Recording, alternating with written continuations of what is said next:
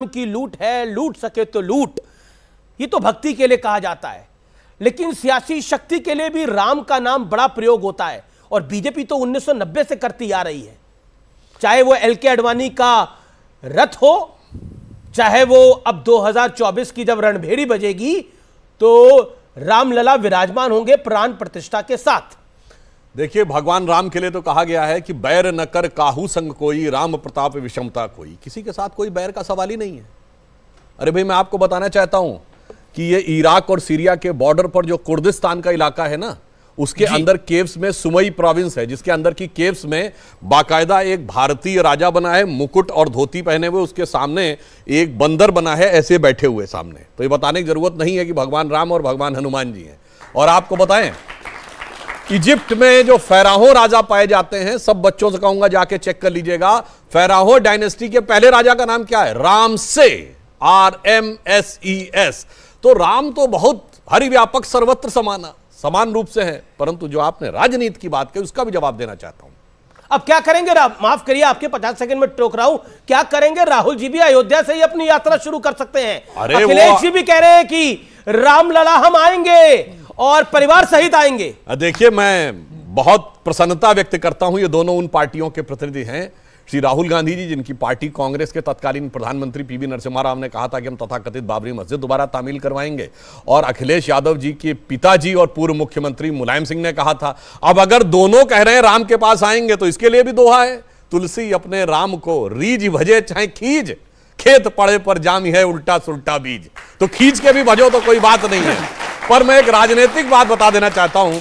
एक दौर था परिंदा पर नहीं मार पाएगा, एक दौर था कि गोलियां चलवा दी गई, एक दौर था कि जब हमारी 93 में सरकार नहीं बनी तो उन्होंने कहा था सपा बसपा मिलकर एक हो गए थे, मिले मुलायम काशी राम, हवा में उड़ गए जय श्री राम। और उस समय हमारी एक नेत्री ने कहा था ये केवल इसलिए दिख रहा है कि शक्ति और एकता में कमी है, जिस दिन एकता और शक्ति वास्तविक दिखेगी उस दिन जो कहते हैं मिले मुलायम काशी राम, हवा में उड़ गए जय श्री राम, उस दिन नारा आएगा कि क्या मुलायम का काशी राम, सारे बोलेंगे जय श्री राम। और आज देखो वो दिखाई पड़ने लगा। जी तस्लीम रहमानी, आप सेकुलर पॉलिटिक्स के इस देश के अंदर बड़े वरिष्ठ प्रोदा हैं, और मैं ये बात बड़ी साफगोई से आपसे पूछता हूं, सबको राम धुन सुनाई दे रही है, क्या सुन सुन सुन राम की धुन आपको भी सुनाई दे रही है? हमको तो सुनते हुए 50 साल गुजर गए, आधी सदी गुजर गई। अब ये सुनते हुए सियासत में आए हैं। बुढ़ापा आ गया। बुढ़ापा आना जरूरी नहीं है 50 साल में।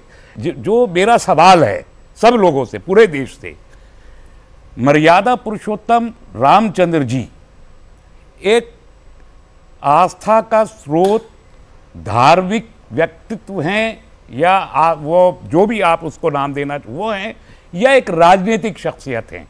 क्या हैं? क्या हम उनको राजनीतिक एक सिंबल के तौर पर इस्तेमाल करने की इजाजत किसी सियासी जमात को दे सकते हैं? यह एक बड़ा सवाल है जो इस देश के लोगों को सोचना चाहिए। आस्था हो सकती है, सुधांशु जी की आस्था रामचंद्र जी में चुनाव लड़ने जा रहे हैं, वहां जाए। राहुल जी की 50 सेकंड हो गए, मैं आपको 10 सेकंड और दे रहा हूं। सियासी इस्तेमाल कर कौन रहा है आपकी राय में? राहुल गांधी अगर वहां जाएंगे तो सियासी इस्तेमाल कर रहे हैं, बहुत अखिलेश जी जाएंगे तो सियासी इस्तेमाल कर रहे हैं, या सिर्फ बीजेपी कर रही है? यह सवाल किया। मैं 2 स्टेटमेंट कोट करना चाहता हूं, अगर आप मुझे इजाजत दें। जी। पहला स्टेटमेंट 1986 में, उसी वक्त में राजीव गांधी ने ताला खुलवाया था वहां उस वक्त की बाबरी मस्जिद का, और उसके बाद वाजपेयी जी ने फरमाया था, रिकॉर्ड पर है, आप जाके देख लें, हिंदुत्व का इल्जाम हमारे ऊपर है, हिंदू कार्ड खेलेंगे राजीव गांधी, ये नहीं हो सकता।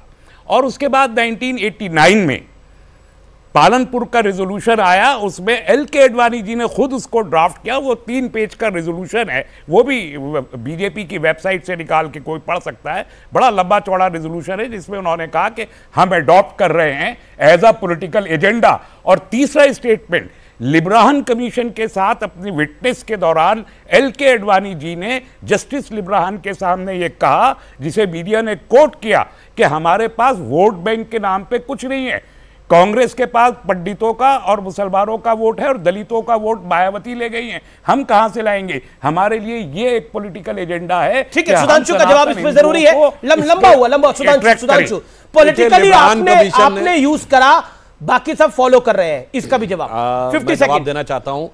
हमारे एजेंडा में तो वो तब से था। अब इन्होंने कहा 86 की बात, कितनी सीटें थी उस समय हमारी? 2, शायद 2 थी। तब भी राम हमारे एजेंडा में थे और 303 पे भी हैं। जिस समय हम शुरू हुए थे जनसंघ के रूप में 1951 से आज तक थे, राम हमारे लिए राजनीतिक मुद्दा नहीं है मान्यवर। चुनाव की तो बात ही छोड़ दीजिए, राम इस देश की संस्कृति, इस देश की पहचान के प्रतीक हैं और मैं कहूंगा मानवता की पहचान के प्रतीक हैं। इसलिए राजनीति के साथ कौन जोड़ता है, मैं उसका जवाब देना चाहता हूं। चुनावी अभियान की शुरुआत, शायद रहमानी साहब एक बात या तो ध्यान नहीं रही या जान के उसको घुमा गए। 1989 का लोकसभा इलेक्शन, उसकी शुरुआत स्वर्गीय राजीव गांधी जी ने अयोध्या से राम का नाम लेके राम राज्य के नारे के साथ की थी, चुनावी अभियान की शुरुआत। तो हुआ क्या? वो करा तो सही, लेकिन कांग्रेस उसके बाद कभी फुल मेजॉरिटी से आ नहीं पाई सत्ता के अंदर। आप आए 2 बारी, 2014 और 2019। उसका कारण यह है जी कि वाजपेयी जी का स्टेटमेंट याद कर लीजिए अब। नहीं, मैं उसी पॉइंट पे। और सर, अगर स्टेटमेंट याद करना तो मुलायम सिंह जी का फ्लोर ऑफ द हाउस पे है कि हम बाबरी मस्जिद दोबारा तामील करेंगे। हाँ, और नरसिम्हा राव का प्राइम मिनिस्टर है। जबकि हकीकत एक और बात बता दूं, हमने कभी नहीं कहा हम मंदिर बनवाएंगे, हमने कहा कि हम मंदिर निर्माण का समर्थन करते हैं। मंदिर निर्माण तो राम जन्मभूमि। अब सुधांशु जी इतना भी शरीफ आप मत बनिए। आपने कहा था सौगंध राम की खाते हैं, मंदिर वही बनाएंगे। सुनिए तो कर रहे हैं मान्यवर। जी। अब ये क्या मजबूरी है, ये पूछिए मजबूरी क्या है? हमने ये नहीं कहा था, ये किसने गवाया था गीत? महंत अमरेंद्रनाथ जी ने। वो राम जन्मभूमि न्यास समिति के अध्यक्ष थे। और आगे उससे पहले क्या बोला था? जन जन के मन में राम रमे और प्राण प्राण में सीता है, हर हृदय की धड़कन रामायण पग पग पर बनी पुनीता है। इसलिए नरनाहर श्री पुरुषोत्तम का हम मंदिर भव्य बनाएंगे, सौगंध राम की खाते हैं, पार्लियामेंट बनाएंगे। तो मैं इसलिए कह रहा हूं, अरे भाई बात तो सुनिए। मगर अंतर क्या है?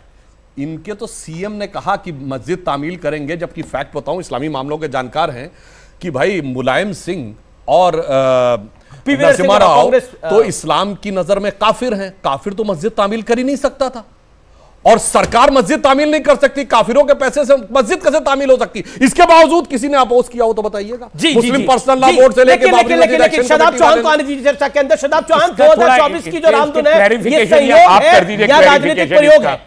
होना चाहिए संविधान धुन, और हो रही है एक धर्म की धुन।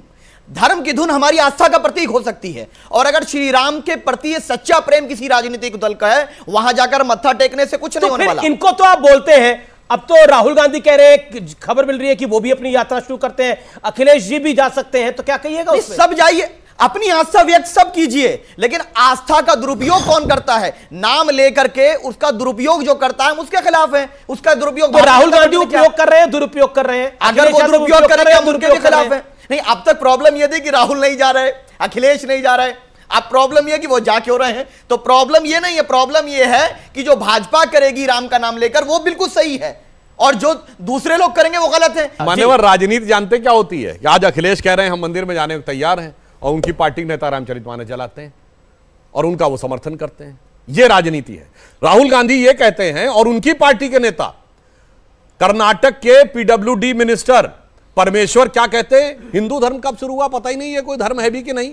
उनकी पार्टी के होम मिनिस्टर परमेश्वर, पीडब्ल्यूडी मिनिस्टर सतीश जारकिहोली क्या कहते हैं? हिंदू शब्द गंदा है, और फिर कहते हैं जी हम जा रहे हैं। ये होती। और उनके साथी जो गठबंधन सहयोगी उदयनिधि स्टालिन ये कहते हैं कि ये डेंगू है, मलेरिया है, HIV है, कोड है, और फिर जा रहे हैं। ये होता है, एक चेहरा इधर, एक चेहरा इधर। सुधांशु जी, आपकी पार्टी ने FIR कराई उन लोगों के खिलाफ, उन पे क्या कार्रवाई हुई? क्या सेंट्रल गवर्नमेंट को कुछ भी इख्तियारात नहीं है कि कोई गाली देगा धर्म के खिलाफ आकर के, सनातन को गाली दे या इस्लाम के खिलाफ टारगेट किया जाता है? दोनों पर समान कार्रवाई करिए ना। क्यों अलाउ कर रहे हैं इस तरह के लोगों को? आप सिर्फ डायलॉग डिलीवरी कर रहे हैं, पॉलिटिकल डायलॉग से। आपको जानकारी का अभाव है। उत्तर प्रदेश में स्वामी प्रसाद मौर्य के खिलाफ FIR है, और तमिलनाडु में वहां की सरकार FIR नहीं कर रही है, इसलिए सुप्रीम कोर्ट में भी दायर की गई है।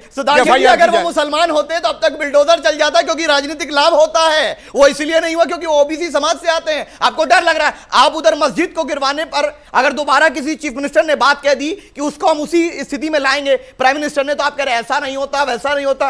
वो मस्जिद थी, मस्जिद तोड़ी गई थी, और बाकायदा सुप्रीम कोर्ट ने इस बात को कहा, और आप दूसरी तरफ करें। इनकी बात का एक जवाब देता हूं। अगर मस्जिद थी, ये बताइए 22-23 दिसंबर 1949 की रात से वहां मूर्ति रख के पूजा हो रही थी। बताइए 43 साल में मस्जिद थी कि वो खाना था? बोलिए का चोरों की तरह मूर्ति रखी गई थी। अरे भाई ये बताइए को पढ़िए आप अच्छा उसमें नमाज कब हुई बताइए? चोरों की तरह नमाज कब हुई बताइए? चोरों की तरह भैया नमाज हो रही थी, मूर्ति रख के पूजा हो रही थी और कोर्ट ने कहा आप बता दीजिए नमाज कब हुई? सुन लीजिए नमाज कब हुई थी? नमाज कब हुई? नमाज कब हुई? नमाज होती रही, उसमें नमाज जब